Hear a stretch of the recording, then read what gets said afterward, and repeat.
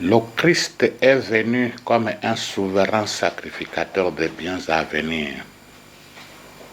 Il a traversé le tabernacle, plus grand et plus parfait, qui n'est pas fait de main d'homme, c'est-à-dire qui n'appartient pas à cette création-ci. Il est entré une fois pour toutes dans le lieu très saint, non avec les sangs des boucs et des veaux, mais avec son propre sang, ayant obtenu une rédemption éternelle. Car si au temps de Moïse, les sangs des boucs et des taureaux, la cendre des génisses, répandue sur les êtres souillés, les sanctifiait en purifiant leur corps, combien plus les sangs de Christ, qui pour l'Esprit éternel s'est offert lui-même à toi, mon Dieu, comme une victime sans tache, purifiera-t-il ma conscience, nos consciences, de toutes les œuvres mortes pour servir les dieux vivants. Notre prière. Tendre Père, ne nous délaisse pas, ne nous abandonne pas. Sois avec nous comme tu as été avec Moïse. Exauce-nous comme tu as exaucé Moïse, afin que l'ignorance ne nous résiste pas tant que nous vivrons. Surtout, que nous n'ayons pas l'ignorance à nous résister en ces jours où nous voulons parler du sang de l'agneau. Honneur, gloire te revienne.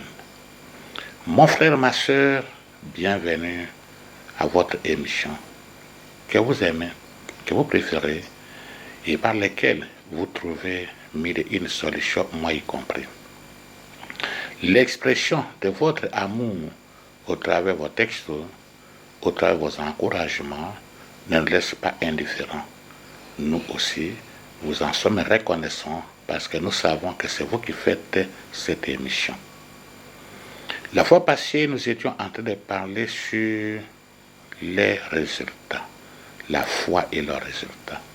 Et nous avons vu que la foi, on a pris l'exemple d'un véhicule, même si kilométrage 0,0, ne pourra jamais démarrer s'il n'y a pas de carburant à l'intérieur.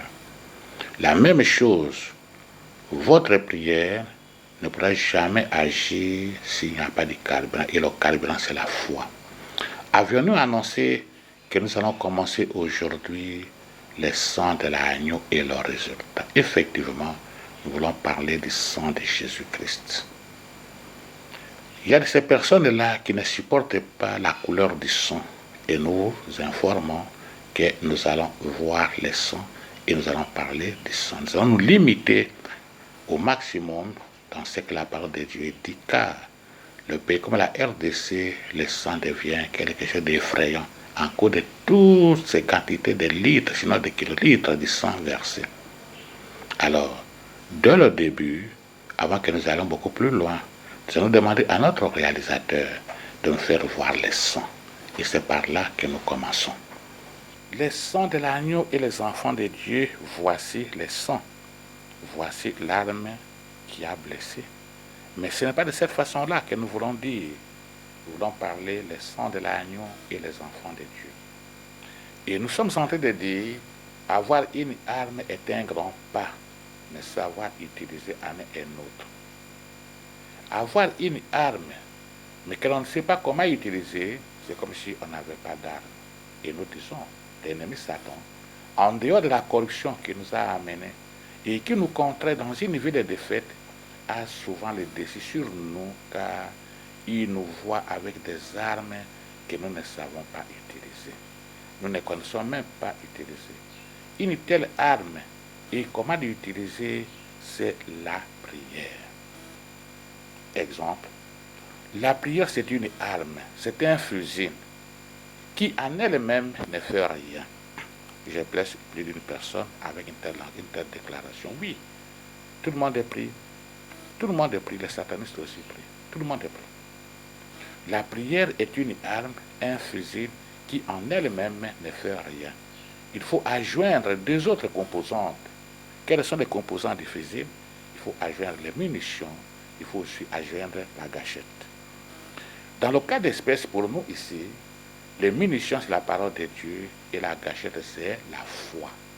Donc, les trois composantes d'un fusil, vous avez le fusil comme contour extérieur. À l'intérieur, vous avez les munitions et puis il y a aussi la gâchette. On peut avoir toutes les composantes et mener une vie de défaite parce que vous êtes au mauvais endroit, faisant partie des gens que Dieu n'exauce pas. On a trop parlé du type d'hommes que Dieu n'exauce pas. Alors le sang de l'agneau, le sang de Jésus-Christ est une arme de victoire. Le sang de l'agneau, le sang de Jésus-Christ, c'est une arme de victoire. Si chez les humains, on redoute et on continue encore à redouter la bombe nucléaire, la bombe atomique, alors au niveau spirituel, l'ennemi Satan et ses démons, le sang de l'agneau, le sang de Jésus-Christ est plus que la bombe atomique. S'il y a quelque chose que le diable redoute, le sang de Jésus-Christ, c'est plus que la bombe atomique dans le monde occulte. Alors, si le sang de l'agneau est plus que la bombe atomique dans le camp de l'ennemi Satan, qu'est-ce qu'il faut savoir et comment mettre en pratique? Alors nous regardons Hébreux 12, verset 11. Ils l'ont vaincu à cause du sang de l'agneau et à cause de la parole de leur témoignage. Et ils n'ont pas aimé leur vie jusqu'à craindre la mort. Oui, le sang de l'agneau est une arme de victoire, arme d'assaut final. À côté du sang, il y a la parole. Ils l'ont vaincu à cause du sang et de la parole. Donc à côté du sang, il y a la parole. La parole de Dieu qu'il faut dire, la parole qu'il faut témoigner. Il faut bannir la peur, surtout la peur de la mort. Alors nous y reviendrons. Il faut parler. 1 Pierre 1, verset 2. 1 Pierre 1, verset 2 quoi? Et qui sont élus selon la préséance de Dieu, le Père, par la sanctification de l'Esprit, afin qu'ils deviennent obéissants et qui participent à l'aspersion du sang de Jésus-Christ. Que la grâce et la paix vous soient multipliées. Mon frère, ma soeur, pour participer à l'aspersion du sang de Jésus-Christ, il faut être obéissant. Et la parole de Dieu dit, obéissant à quoi? Obéissant à ainsi parler l'Éternel. L'obéissance vaut mieux que le sacrifice. Et la soumission vaut mieux que les graisses de bélier. 1 Samuel 15, verset 22. 1 Samuel 15, verset 22. Donc ici, tout bras de fer avec ainsi parle l'Éternel fera dysfonctionner cette arme redoutable. Ça ne sert à rien d'un quelconque bras de fer avec ainsi parle l'Éternel. Il faut obéir. Deuxièmement, être sanctifié. Surtout, avoir un esprit sanctifié. Un esprit qui ne croupit pas sous le poids de péché. Le péché, oui, un accident, on les confesse, on demande pardon à Dieu. Allons en profondeur. Le sang de l'agneau, arme et un bouclier. Aujourd'hui, nous allons voir le sang de l'agneau, arme et un bouclier. Les vrais combattants savent que dans les combats, il faut savoir te protéger tout en attaquant. Si tu es sur la ring, il faut savoir te protéger. Protéger le visage, surtout sur la boxe, mais tout en attaquant. Et c'est là l'importance du bouclier. Dans l'armure décrite par Paul aux Éphésiens 6, versets 14 et 17, l'épée de l'esprit, la parole de Dieu est une arme d'attaque. Le bouclier de la foi est une armée de protection. Le bouclier de la foi, c'est une armée de protection. Mais par contre, le sang de Jésus-Christ peut être une arme offensive, tout comme être aussi une arme défensive. En quel moment il peut être une arme d'attaque? En quel moment il peut être un bouclier pour vous protéger? Dans le cas de Moïse, commençons par un bouclier. Dans le cas de Moïse et les enfants d'Israël en Égypte, le sang d'un agneau sans défaut et sans tache, le sang là, d'un agneau sans défaut et sans tache, le sang d'un agneau sans défaut et sans tache, masse mal plutôt, une préfiguration du Christ était le sang pour se protéger. C'était un bouclier. Dans le cas, c'était un bouclier. On dit quoi? Exode 12, versets 5, 21 à 22. Qu'est-ce que la parole de Dieu déclare? Exode 12, versets 5, 21, 22. Ça sera un agneau sans défaut mâle, âgé d'un an. Vous pourrez prendre un agneau ou un chèvreau. Moïse appela tous les anciens d'Israël et leur dit, allez prendre du bétail pour vos familles et immoler la Pâque. Vous prendrez ensuite un bouquet d'hysope, vous les tremperez dans le sang qui sera dans le bassin et vous toucherez les linteaux, les deux poteaux de la porte avec le sang qui sera dans le bassin. Nul de vous ne sortira de sa maison jusqu'au matin. Voici le sang, beaucoup de sang. Ces versets contiennent assez d'informations pertinentes. La première information, en voyant le sang, l'Éternel ne permettra pas aux destructeurs d'entrer dans la maison pour frapper, pour tuer, pour détruire. Exode 12, verset 23. Donc le sang que les Israéliens avaient mis sur les linteaux et les portes de leur porte n'était pas une décoration, n'était pas une œuvre d'art, n'était pas quelque chose d'être non, c'était un moyen pour se protéger à l'intérieur. Et nous pouvons aujourd'hui en faire la même chose, pas avec le sang d'animaux, mais le sang de Jésus-Christ. Deuxième information, appliquer le sang de l'agneau est une grande recommandation, comme une loi pour nous et pour nos enfants à perpétuité.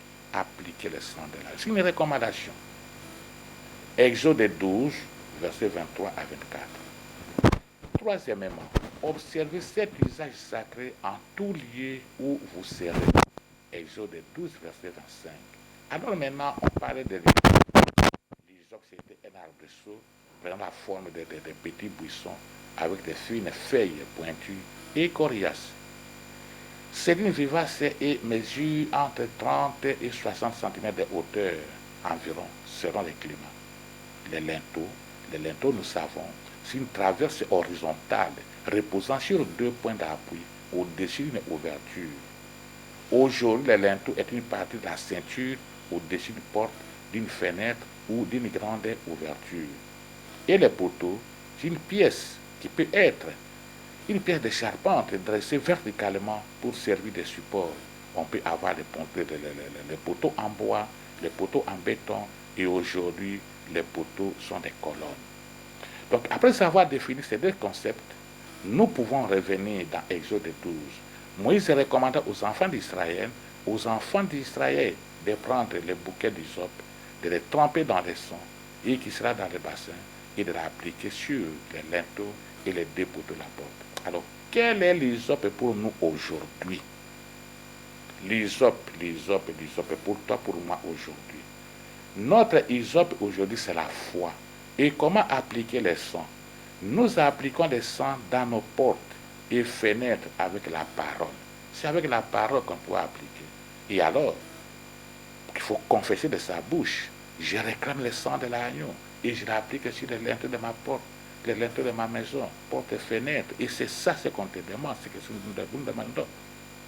Donc, comment l'appliquer? Nous appliquons le sang dans nos portes et fenêtres avec la parole. Il faut dire, il faut parler. Il faut parler, le pouvoir de la parole.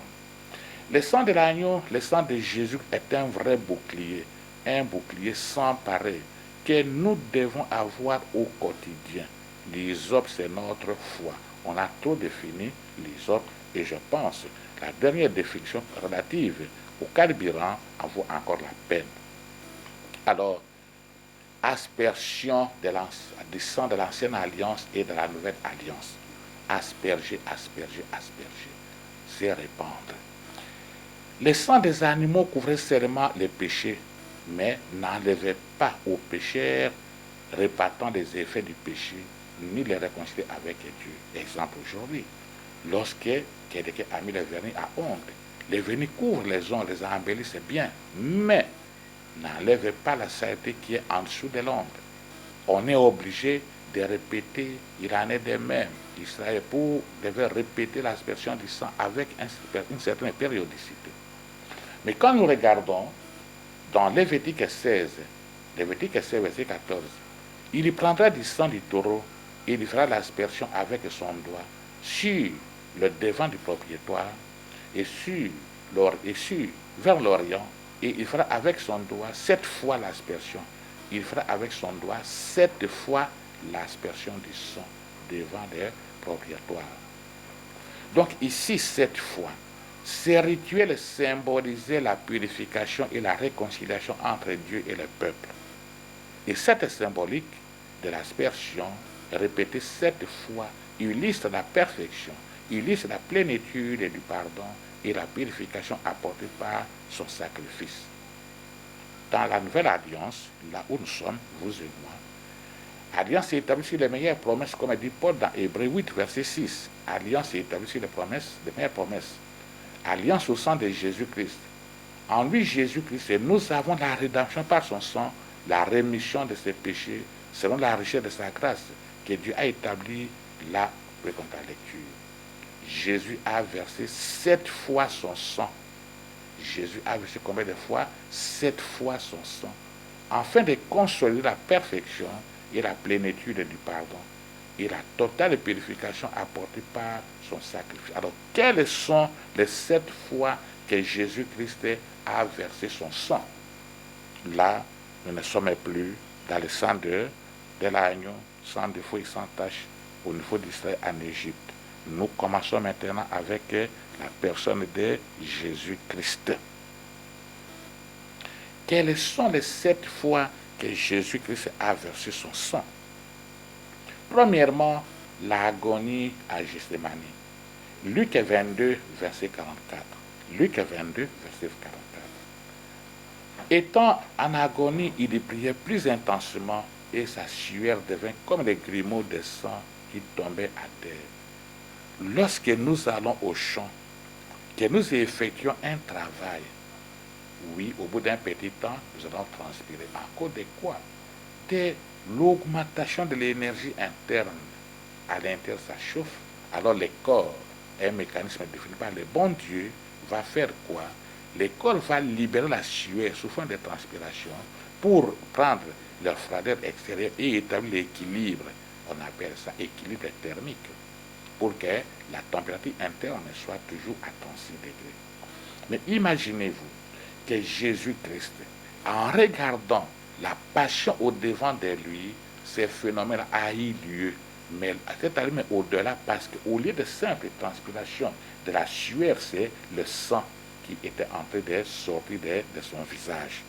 Mon frère, ma soeur, le sang ici, qui sort du visage de cet homme par la sueur, peut être une arme pour nous. Et comment? Tu peux le dire. Avec la sueur du sang de Jésus-Christ, aucune situation sous les cieux ne va me faire transpirer. Jésus-Christ a transpiré jusqu'à sortir le sang des pores, extérieur de la peau. Alors, pour que toi et moi, nous ne puissions plus transpirer. Alors, tu peux répéter ça. Avec la sueur du sang de Jésus-Christ, aucune situation sous les cieux ne va me faire transpirer. Donc, la première fois qu'il a versé son sang, l'agonie à Gethsémani. Deuxième moment où il a versé son sang, les soufflets dans la maison de Caïphe. Jean 18, versets 22 à 23. À ces mots, un huissier qui se trouvait là donna un soufflet à Jésus en disant: et c'est ainsi que tu réponds au souverain sacrificateur. Jésus lui dit: si j'ai mal parlé, fais-moi voir ce que j'ai dit de mal. Et si j'ai bien parlé, pourquoi me frappes-tu? Oh, est-ce pas une contradiction? Et pourquoi? Vous voyez que dans Luc 6, verset 29, Luc 6, verset 29, Jésus avait dit quoi? Si quelqu'un te frappe sur une joue, présente-lui un autre. Mais pourquoi lui on a frappé sur un jour, il n'a pas présenté l'autre? Non, c'est pour attirer notre attention. Il a attiré notre attention. Il a attiré notre attention pour dire: regardez, j'ai saigné, j'ai versé mon sang. Et pour nous, ça devient un moyen qui peut nous protéger. En disant quoi? Avec les coups au visage de Jésus-Christ, dans ma vie, maintenant et plus tard, pas de coups frontaux dans ma vie, contre ma vie. Donc, avec la sueur du sang de Jésus-Christ, aucune situation sur va faire transpirer. Nous disons maintenant, avec les coups au visage de Jésus, aucun coup frontal dans ma vie contre ma vie. Troisième moment où ce monsieur a versé son sang, c'est la flagellation. Et là, ça correspond bien à l'image. N'oublions pas que l'armée romaine, leurs fouets étaient toujours avec les petits morceaux de verre au bout ou des métaux.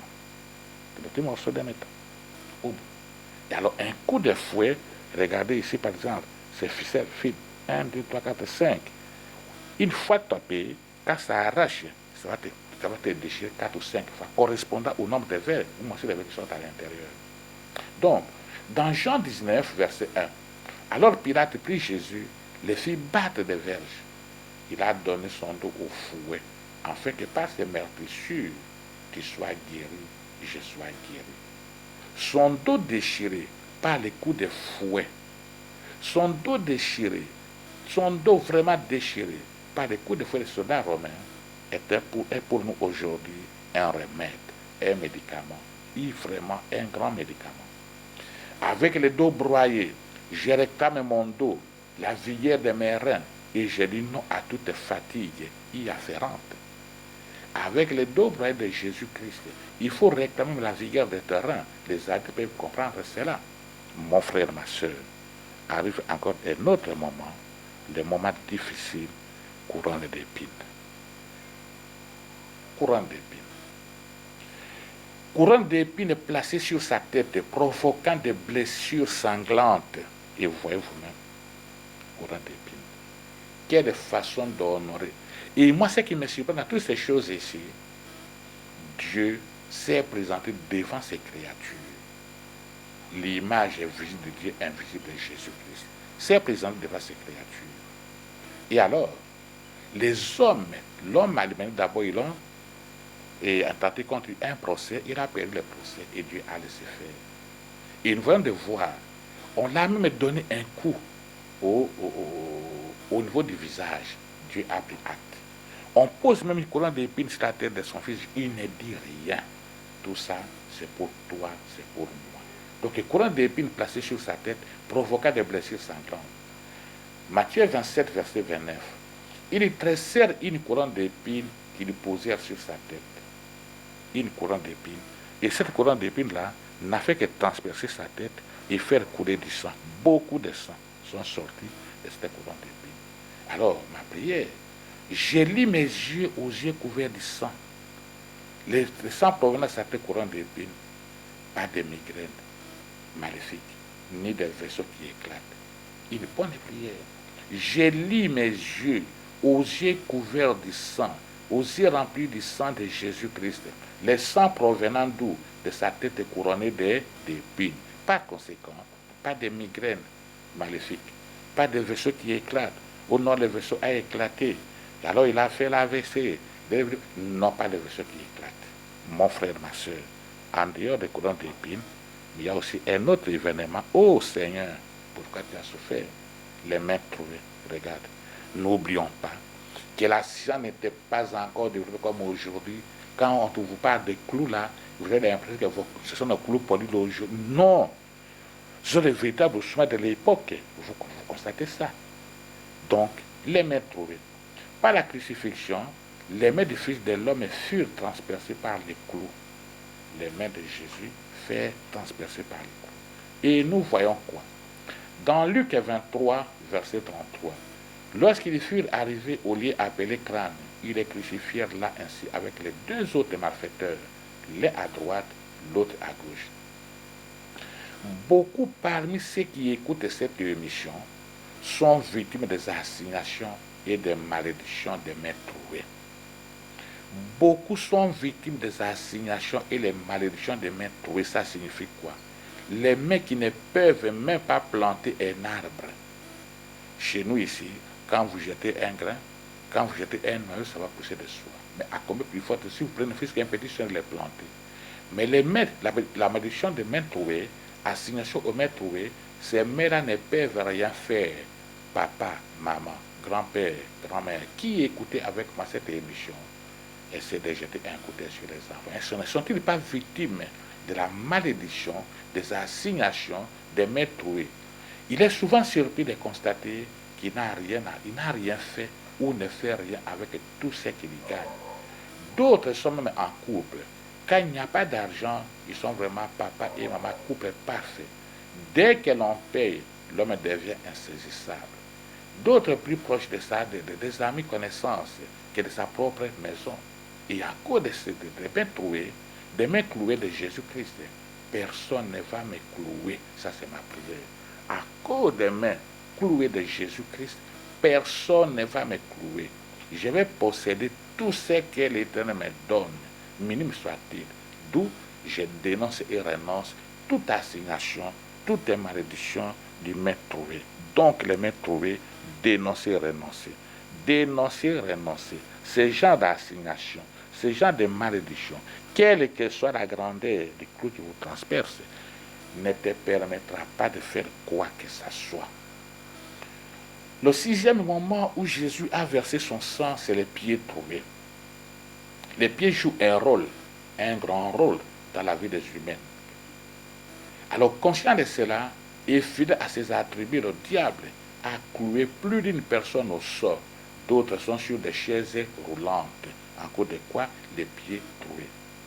Et en cause du sang des pieds troués, plus les ailes qui donnent l'évangile de paix, je ne serai jamais sur une chaise roulante, ni des béquilles pour mon déplacement. Il faut proclamer le sang de l'agneau. Il faut vraiment proclamer. Mon frère, ma soeur, je vous invite, je nous invite. Voici les moments qui me paraissent toujours pas les plus importants, mais en tout cas, extrême haine. Extrême haine. Les côtés transpercés. Les coups de lance au côté par un soldat romain. 7e moment où Jésus a versé son sang. Jean 19, verset 33 à 34. Jean 19, verset 33 à 34. S'étant approché de Jésus et voyant déjà qu'il est mort, ils ne lui rompirent pas les jambes, mais un des soldats lui perça les côtés avec une lance. Et aussitôt, il sortit du sang et de l'eau. Beaucoup de sang. Beaucoup de sang. En cause de cette lance ici. Beaucoup de sang. Mais qu'est-ce que nous constatons? Vous et moi observons ceci. Quelle façon de vérifier si quelqu'un est réellement mort?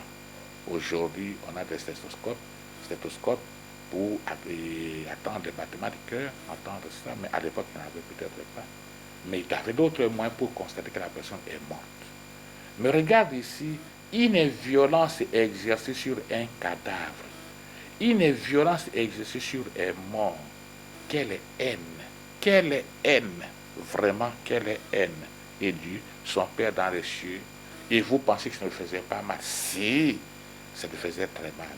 Mais puisqu'il ne pouvait pas renoncer à son plan de nous sauver, de nous réconcilier avec lui, il a laissé faire. Donc ce genre de comportement existe même de nos jours. Éprouver de la joie, s'acheter la bière parce qu'un tel vient de mourir. Au nom, alors on achète la bière, on boit. Donc ça c'est une violence exercée contre un cadavre.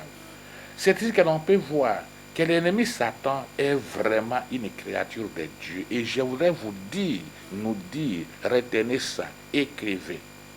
Le combat spirituel n'est pas un combat entre deux forces égales. Non. Le combat spirituel n'est pas un combat entre deux forces égales. On a été peut-être mal enseigné, peut-être qu'on a mal compris ce verset-là. Ce n'est pas un combat entre deux forces égales, mais le combat entre les ténèbres des vaincus et la lumière invincible de Dieu. Notre Dieu, c'est un roi invaincu. La lumière est invincible, la lumière victorieuse du Christ. Et le sang de l'agneau, venons de dire tout au début, qu'une arme que l'ennemi Satan et les siens redoutent plus que les humains redoutent la bombe atomique sur la terre. Donc, l'ennemi Satan est vraiment une créature de Dieu. Intelligent, oui, plus sage que Daniel, mais pas plus que l'Éternel. Sage, oui, plus sage que Daniel, mais une sagesse inférieure à celle de Dieu. Et pourquoi? Jean 19, verset 36 à 37. Jean 19, verset 36 à 37. Ces choses sont arrivées afin que l'écriture fût accomplie. Aucun de ces os ne sera broyé, ni et ailleurs. L'Écriture encore déclare, ils regarderont vers ceux qui sont transpercés. Zacharie 2, Zacharie 12, verset 10. Zacharie 12, verset 12. 12, verset 10. Ils tourneront les yeux vers moi, celui qu'ils ont percé. Mon frère, ma soeur, est-ce que l'ennemi Satan ne connaissait-il pas ces versets-là? Si, il connaissait. Mais voici qu'en ce moment-là, où était son intelligence? Où était sa sagesse? Il pouvait ne fût-ce que faire échec à l'éternel pour que ce verset ne puisse pas s'accomplir. Non, mais comme c'est une créature, il devrait agir sans ce que le Créateur a dit. Donc le combat n'est pas force égale, c'est une force, le combat entre les ténèbres vaincues et la lumière invincible. Dans le désert, sur ordre de l'Éternel, Moïse fut un serpent d'airain. Il le plaça sur une perche. Et quiconque avait été mordu par le serpent et qui regardait le serpent d'airain conservait la vie. Nombre 21, verset 8 à 9. Nombre 21, verset 8 à 9. Le serpent mordant est le diable. Je dis bien, le serpent mordant, c'est qui? C'est le diable. Donc le serpent mordant, c'est le diable. Ces venins sont mortels, quelle que soit la douleur, quel que soit l'extrême. Quiconque regardait vers la purification, Jésus, Fils de Dieu, était guéri. Il fallait que les Écritures s'accomplissent. L'unique moyen par lequel les Écritures devraient s'accomplir, c'est le sang de Jésus-Christ, sa parole et son sang. L'ennemi Satan a aidé l'Éternel à accomplir et à faire accomplir les Écritures. Surtout, ils tourneront le regard vers moi, Jésus, celui qu'ils ont percé. Zacharie 12, verset 10. Le sang de son côté ouvert est une grande antidote contre les multiples venins. Le sang du côté ouvert, les multiples sangs ici, effusions de sang, c'est vraiment antidote contre les poisons, antidote contre les veines de serpent, antidote contre les multiples marques de l'ennemi. Jean 3, verset 13 et 15. Personne n'est monté au ciel si c'est celui qui est descendu du ciel, le Fils de l'homme qui est dans les cieux. Et comme Moïse éleva le serpent d'airain dans le désert, il faut de même que le Fils de l'homme soit élevé, afin que quiconque croit en lui ait la vie éternelle. Oh, que la gloire revienne au Seigneur. Attirons notre attention, c'est Jésus lui-même qui parle. Jésus lui-même parle. Moïse élevant le serpent dans le désert. Nombre 28 et 9. Il faut de même que le Fils de l'homme, Jésus-Christ, soit élevé, afin que quiconque croit en lui croit au sang versé, surtout le sang du côté ouvert. Zacharie 2, 12, plutôt verset 10. Le sang du côté ouvert, Zacharie 12, verset 10, est la vie. Dans cette maladie, je tourne mes regards vers Jésus-Christ sur la croix. Dans cette douleur, je tourne mes regards vers Jésus-Christ sur la croix. Et je réclame le sacrifice complet du sang de l'agneau. Je tourne mes regards vers Jésus sur la croix. Si Moïse et les enfants d'Israël, en regardant la préfiguration, furent guéris, à combien plus forte raison, moi aujourd'hui, je ne peux qu'être guéri là. D'ailleurs, je vais beaucoup plus loin. Je bois le sang de l'agneau. Je bois le sang qui sort de son côté ouvert, le sang de la nouvelle alliance, qui parle mieux que celui d'Abel. Il faut proclamer, je proclame ma guérison.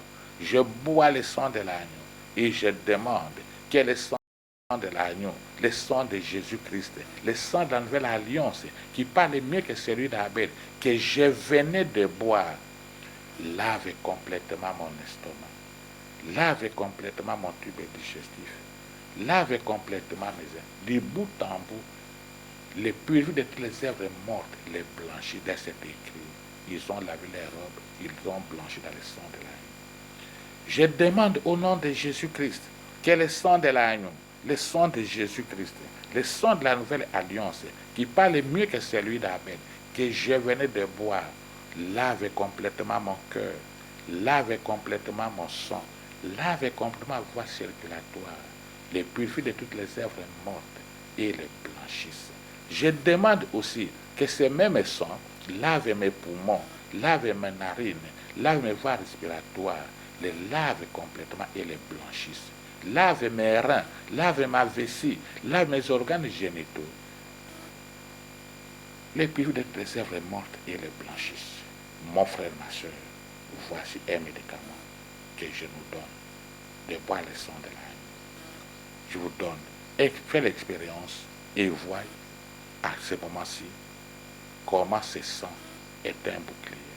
Et ça peut aussi être une arme d'attaque et que nous allons voir la fois prochaine. Qu'est-ce que nous avons voulu dire aujourd'hui? Qu'est-ce que nous avons voulu dire aujourd'hui? Aujourd'hui, nous avons parlé du sang de l'agneau comme un bouclier, comme une arme d'attaque, mais beaucoup plus comme un bouclier. Et nous avons vu ça à deux niveaux. Le premier niveau, Moïse et les enfants d'Israël. Sur ordre de Dieu, alors, l'une de leur libération, Dieu demande aux enfants d'Israël de pouvoir marquer le sang d'un agneau mal âgé d'un an et pouvoir utiliser l'hysope pour mettre sur les linteaux de leur maison et les côtés de leur porte. Cette marque-là n'était pas juste une décoration, moins encore un tableau, mais c'était une arme, un bouclier pour leur protection. Et d'ailleurs, lorsque l'ange destructeur est passé, frapper les premiers-nés au pays d'Égypte, depuis l'homme jusqu'au bétail, toutes les maisons où il y avait cette protection, l'ange est passé sans y entrer. Et nous avons vu que même dans cette alliance-là, l'Éternel demandait qu'on puisse sanctifier le propitiatoire avec le sang. Et cette fois, Jésus-Christ n'a pas compté les Écritures. Lui aussi a versé 7 fois son sang. Et les 7 fois le sang versé, c'est pour nous. C'est une arme efficace. Alors, parlant de la nouvelle alliance, on s'est beaucoup plus appuyé de Apocalypse 12, verset 11. Ils l'ont vaincu en cause du sang de l'agneau et la part de leur bouche. Donc là, nous avons vu, oui, il faut le sang, il faut la parole. Si dans l'Ancien Testament, il fallait appliquer, le sang était là, il fallait prendre l'hysope, un arbuste qui mesurait entre 30 et 60 cm. Nous, aujourd'hui, l'hysope, c'est la foi. Il faut parler. Il faut dire. Comment appliquer le sang avec ta bouche?